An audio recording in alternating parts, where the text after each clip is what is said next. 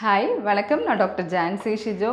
இப்போது நிறைய பெண்கள் வந்துட்டு நம்ம தெரிஞ்சுக்கணும் அப்படின்னு நினைக்கிற டாபிக் வந்துட்டு வெள்ளைப்படுதல். ஸோ நம்ம வெள்ளைப்படுதல் பற்றி இந்த வீடியோவில் பேச போகிறோம். அதுவும் 75% பெண்கள் வந்துட்டு இப்போது டெய்லி நம்ம ஃபேஸ் பண்ணுற ஒரு ப்ராப்ளம்.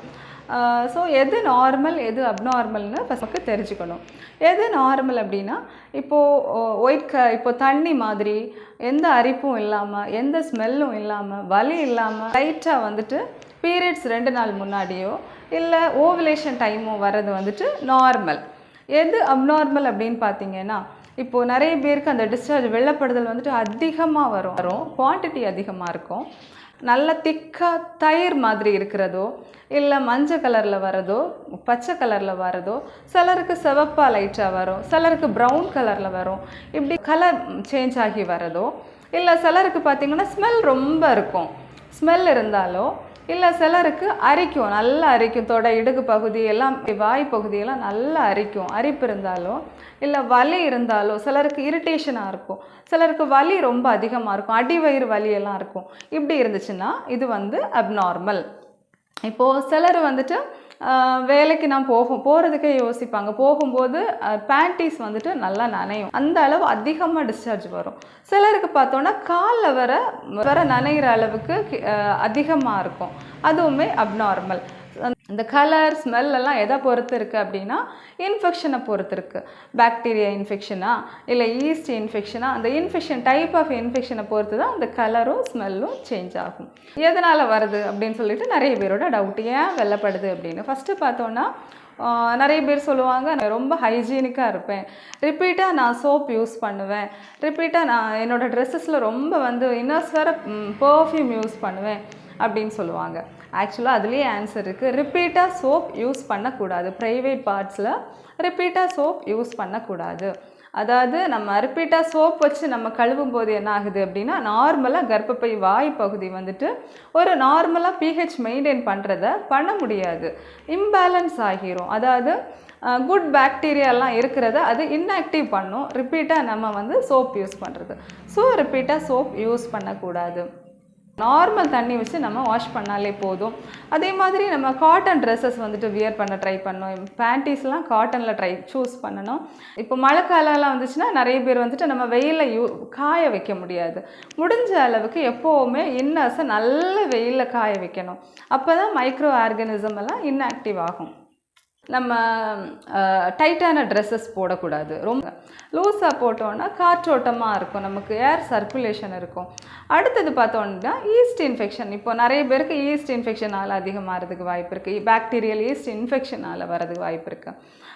அப்புறம் பார்த்தோன்னா எஸ்டிடி சொல்லுவோம், அதாவது மல்டிபிள் பார்ட்னர்ஸ்னாலேயோ இல்லை வந்துட்டு பார்ட்னர்ஸோட கிராஸ் இன்ஃபெக்ஷனாலேயோ வரதுக்கு வாய்ப்பு இருக்குது, வெள்ளைப்படுதல் வரதுக்கு வாய்ப்பு இருக்குது. அடுத்தது சர்க்கரை இருக்கிறவங்களுக்கு வரதுக்கு வாய்ப்பு இருக்குது.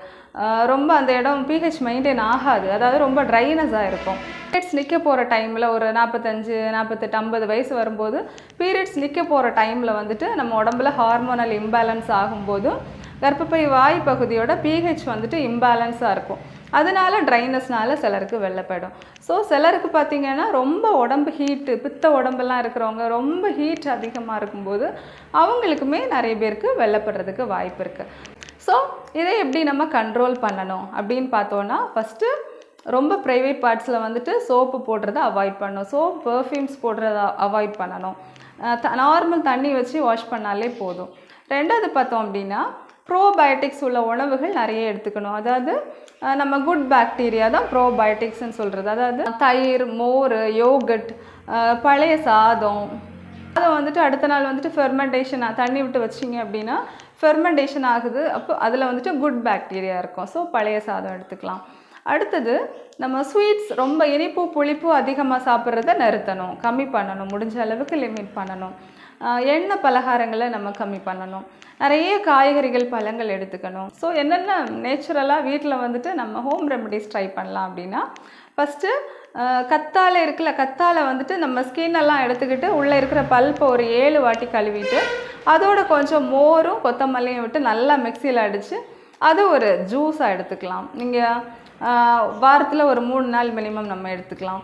ரெண்டாவது நம்ம கொத்தமல்லி 1 டீஸ்பூன் அளவுக்கு கொத்தமல்லியை நைட்டு ஊற வச்சுட்டு அடுத்த நாள் காலையில் அதை நல்லா கொதிக்க வச்சு அந்த தண்ணி எடுத்துக்கலாம். அடுத்தது நம்ம வெந்தயம் கொஞ்சம் ஊற வச்சு வெந்தய தண்ணி எடுத்துக்கலாம். அடுத்தது இந்த கொஞ்சம் அரிசி எடுத்து கொஞ்சம் ஒரு 3 மணி நேரம் 4 மணி நேரம் ஊற வச்சுட்டு கொஞ்சம் அதிகமாக தண்ணி வச்சுட்டு அதை நல்லா கொஞ்சம் கொதிக்க வைக்கணும். ரொம்ப வேகக்கூடாது. கொஞ்சம் கொதிக்க ஆரம்பித்த உடனே அந்த தண்ணியை எடுத்துட்டு அதில் கொஞ்சம் ஜீரகத்தூள், ஜீரகப்பொடி ஒரு 1/2 டீஸ்பூன் அளவுக்கு ஜீரகப்பொடி எடுத்துகிட்டு இதை கண்டினியூஸாக எடுக்கணும். இது ஒரு 21 நாள் 30 நாள் கண்டினியூஸாக எடுக்கும்போது ரொம்ப பெஸ்ட்டாக தெரியும். அரிசி தண்ணி ரொம்ப நல்லது இந்த வெள்ளைப்படுறதுக்கு. வாழைத்தண்டு எடுத்துக்கலாம், ஜூஸாவோ சூப்பாவோ எடுத்துக்கலாம். ஸோ இதை நம்ம ரெகுலராக எடுத்துக்கிட்டோம் அப்படின்னா நமக்கு வந்துட்டு வெள்ளைப்படுதல் வந்துட்டு நல்ல கண்ட்ரோலாக வரும். இதெல்லாம் நம்ம ட்ரை பண்ணிவிட்டு எனக்கு சரி ஆகலை அப்படின்னு சொல்கிறவங்க சித்த ஹோமியோபதியில் ரொம்ப பெஸ்ட்டு மெடிசன்ஸ் எல்லாம் இருக்குது. நம்ம வெள்ளைப்படுறதை நல்லா சரி பண்ணுறதுக்கூடிய மருந்துகள் ரொம்ப நல்லாவே இருக்குது. ஸோ நீங்கள் அதை ட்ரை பண்ணலாம்.